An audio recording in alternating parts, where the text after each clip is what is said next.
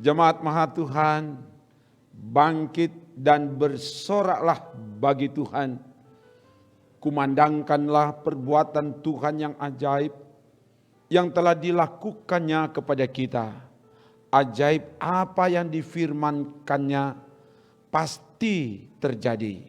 Karena itu, mari memperlengkapi diri dengan firman-Nya yang menjadi bacaan MTPJ Gemim tanggal 12 sampai 18 Juni 2022 dari Injil Lukas pasal 12 ayat 49 sampai 59. Sebelum membaca dan merenungkan firman ini, mari berdoa.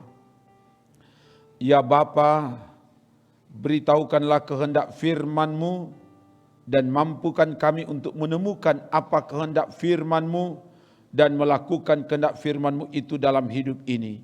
Semua yang mengikuti pelayanan firman ini diberkatilah dan perlengkapi kami semua, supaya kami dapat memperlengkapi diri untuk melaksanakan tugas tanggung jawab pelayanan sesuai dengan bidang pelayanan kami masing-masing. Ya Allah Roh Kudus, ke dalam kuasa-Mu hamba serahkan, dalam nama Tuhan Yesus. Haleluya. Amin. Bacaan kita di minggu ini tanggal 12 sampai 18 Juni dibaca dari Lukas 12 ayat 49 sampai 59. Begini dikatakan, Aku datang untuk melemparkan api ke bumi, dan betapakah aku harapkan api itu telah menyala. Aku harus menerima baptisan, dan betapakah susahnya hatiku sebelum hal itu berlangsung. Kamu menyangka bahwa aku datang untuk membawa damai di atas bumi. Bukan. Kataku kepadamu bukan damai, melainkan pertentangan. Karena mulai dari sekarang akan ada pertentangan antara 5 orang di dalam satu rumah, 3 melawan 2, dan 2 melawan 3. Mereka akan saling bertentangan, ayah melawan anaknya laki-laki, dan anak laki-laki melawan ayahnya, ibu melawan anaknya perempuan, dan anak perempuan melawan ibunya, ibu mertua melawan menantunya perempuan, dan menantu perempuan melawan ibu mertuanya. Yesus berkata pula kepada orang banyak, apabila kamu melihat awan naik di sebelah barat, segera kamu berkata akan datang hujan, dan hal itu memang terjadi. Dan apabila kamu melihat angin selatan bertiup, kamu berkata hari akan panas terik, dan hal itu memang terjadi. Hai orang-orang munafik, rupa bumi dan langit kamu tahu menilainya. Mengapakah kamu tidak dapat menilai zaman ini? Dan mengapakah engkau juga tidak memutuskan sendiri apa yang benar? Sebab jikalau engkau dengan lawanmu pergi menghadap pemerintah, berusahalah berdamai dengan dia selama di tengah jalan, supaya jangan engkau diseretnya kepada hakim, dan hakim menyerahkan engkau kepada pembantunya, dan pembantu itu melemparkan engkau ke dalam penjara. Aku berkata kepadamu, engkau tidak akan keluar dari sana sebelum engkau membayar hutangmu sampai lunas. Demikian firman Tuhan. Jemaat Maha Tuhan, firman Tuhan memberitahukan bahwa kedatangan Yesus ke dalam dunia tidak menerima dia. Dunia menolak dia. Sebagaimana dikatakan dalam Yohanes 1 ayat 11, ia datang kepada milik kepunyaannya, tetapi orang-orang kepunyaannya itu tidak menerimanya. Tapi ternyata ada banyak orang yang menerimanya dengan sukacita. Disinilah terjadi pertentangan dari yang menerima dan yang menolak Yesus.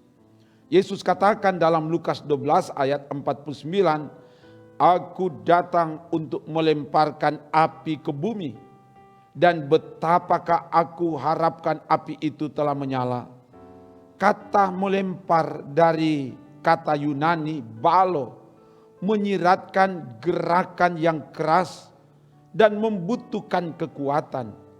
Api menunjuk pada penghakiman atau penghukuman, sebab dalam Injil Lukas 12 ayat 45 sampai 48 memberitakan tentang hamba yang tidak setia dan jahat akan menerima hukuman. Juga kata api dalam Injil Lukas selalu dihubungkan dengan penghukuman. Pohon yang tidak berbuah akan dipotong dan dibuang ke dalam api. Lukas 3 ayat 9. Juga jerami yang sudah dipisahkan dari gandum akan dibakar dalam api. Injil Lukas 3 ayat 17. Jadi api adalah simbol penghukuman yang dilemparkan Allah kepada orang-orang yang menolak Dia, kepada orang-orang yang tidak percaya. Barang siapa percaya kepadanya, ia tidak akan dihukum. Barang siapa tidak percaya, ia telah berada di bawah hukuman. Yohanes 3 ayat 18. Siapa yang tidak percaya akan dihukum. Markus 16 ayat 16. Selanjutnya Yesus katakan, Aku harus menerima baptisan, dan betapakah susahnya hatiku sebelum hal itu berlangsung.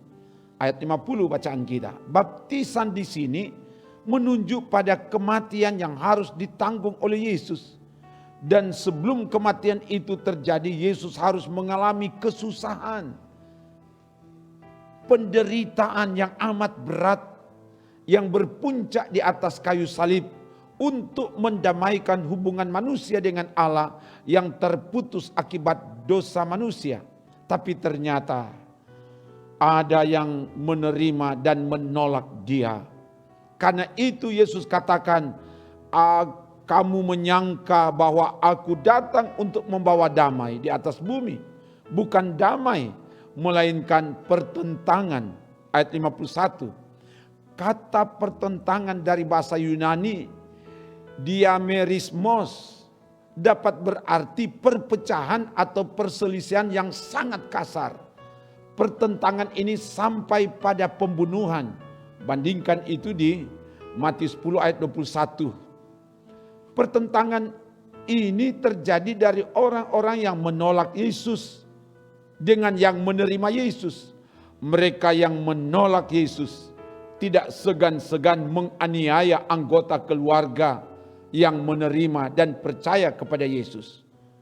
Hal itu terjadi dalam keluarga, antara orang tua dan anak, mertua dan menantu. Ayat 52 dan 53. Sebagaimana yang telah dinubuatkan oleh Nabi Mika dalam Mika 7 ayat 6, sebab anak laki-laki menghina ayahnya, anak perempuan bangkit melawan ibunya, menantu perempuan melawan ibu mertuanya, musuh orang ialah orang-orang seisi rumahnya. Terjadi pertentangan di dalam keluarga dari yang menerima dan yang menolak Yesus. Karena itu Yesus menegur orang Yahudi, orang Farisi, ahli Taurat, para imam. Hai orang-orang munafik, rupa bumi dan langit kamu tahu menilainya, apakah akan hujan atau panas. Tetapi mengapakah kamu tidak dapat menilai zaman ini? Tentang Mesias telah dinubuatkan oleh nabi-nabi. Yesus sendiri telah melakukan mujizat-mujizat, keajaiban-keajaiban. Mengapakah engkau tidak memutuskan sendiri apa yang benar? Mengapa mereka tidak percaya dan menolak Dia? Ayat 54 sampai 57. Karena itu Yesus mengingatkan, sebelum diadili untuk dihakimi. Berdamailah, artinya bertobatlah selagi masih ada kesempatan, supaya tidak dimasukkan ke dalam penjara atau ke tempat hukuman atau ke neraka. Sebab apabila sudah masuk tidak bisa keluar dari sana sebelum engkau membayar hutangmu sampai lunas. Ayat 58 dan 59. Yesuslah yang sudah membayar lunas hutang dosa kita.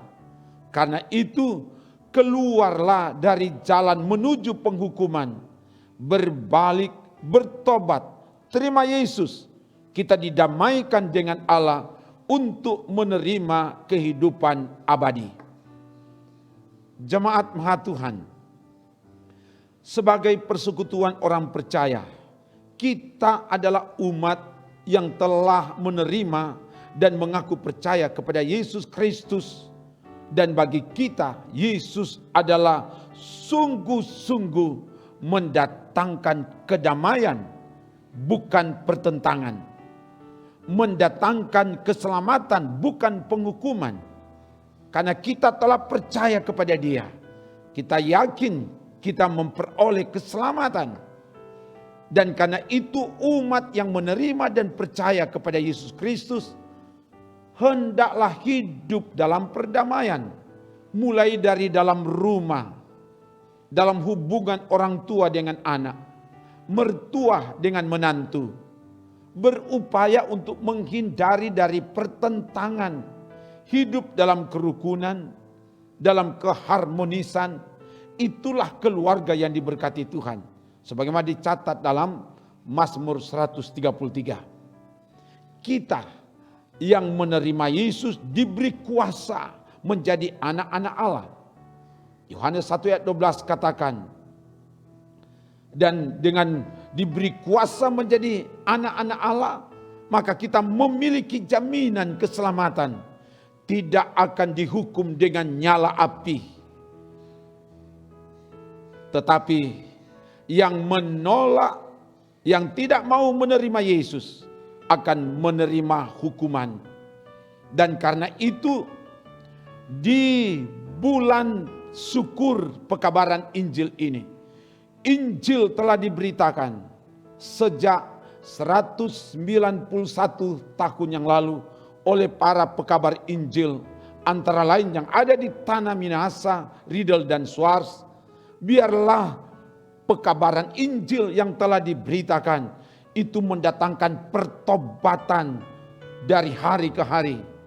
Sehingga kita yang telah menerima dan percaya kepada Dia, kita memperoleh jaminan kehidupan abadi. Karena itu sadar dan bertobatlah. Manakala kita masih asik dengan hidup mengikuti keinginan-keinginan daging. Kita masih asik dengan menuruti segala hawa nafsu yang bertentangan dengan kehendak Tuhan. Kita mesti sadar, mari kita bertobat dan jangan tunda waktu. Jangan sampai terlambat. Tuhan menanti kita. Tuhan menunggu kita. Sehingga kita betul-betul bagaikan 5 anak darah yang bijak, yang siap menanti ketika sang mempelai itu datang. Kita didapati orang-orang yang siap, yang akan menerima mahkota kehidupan. Maka terpujilah nama Tuhan. Haleluya. Amin. Mari berdoa. Terima kasih Bapa, firman telah diberitakan. Biarlah kebenaran firman mengingatkan kami untuk terus hidup dalam pertobatan di bulan syukur, hari ulang tahun pekabaran Injil ini. Sehingga Injil yang telah diberitakan itu betul-betul mendatangkan pertobatan dari hari ke hari. Sehingga kami tidak membiarkan diri, tidak mencemplungkan diri dalam kubangan dosa. Tapi cara hidup kami itu merupakan firman, merupakan Injil yang diperankan, yang dipraktekkan mulai dari dalam kehidupan keluarga, orang tua dan anak, mertua dan menantu, Sehingga dari dalam rumah mempraktekkan Injil. Sehingga ada kedamaian, ada kerukunan. Sehingga cara hidup keluarga yang demikian, itu menjadi berita Injil bagi orang lain. Bertindak Bapa demi kemuliaan nama-Mu. Semua yang mengikuti pelayanan ini diberkatilah oleh Tuhan dimanapun mereka berada. Biar Tuhan berkati, termasuk juga tim multimedia yang ada di Gemim Bukit Moria Rike Manado ini diberkati. Dan seluruh perangkat pelayan, seluruh umat Tuhan yang ada diberkati. Terpuji nama-Mu Bapa, ini doa kami dalam nama Tuhan Yesus. Haleluya. Amin. Demikian pelayanan firman dan doa. Terima kasih kamu tetap setia mengikuti pelayanan ini. Ikutilah terus supaya kita saling melengkapi untuk memenuhi tuntutan kebutuhan pelayanan. Sehingga kita semakin berakar, semakin bertumbuh dan berbuah lebat di dalam Tuhan. Amin. Trims. Jangan lupa subscribe channel Gemim Bukit Moria Rike.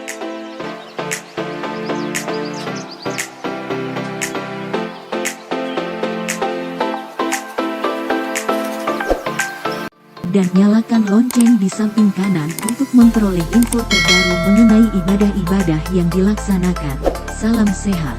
Tuhan Yesus memberkati kita semua. Shalom.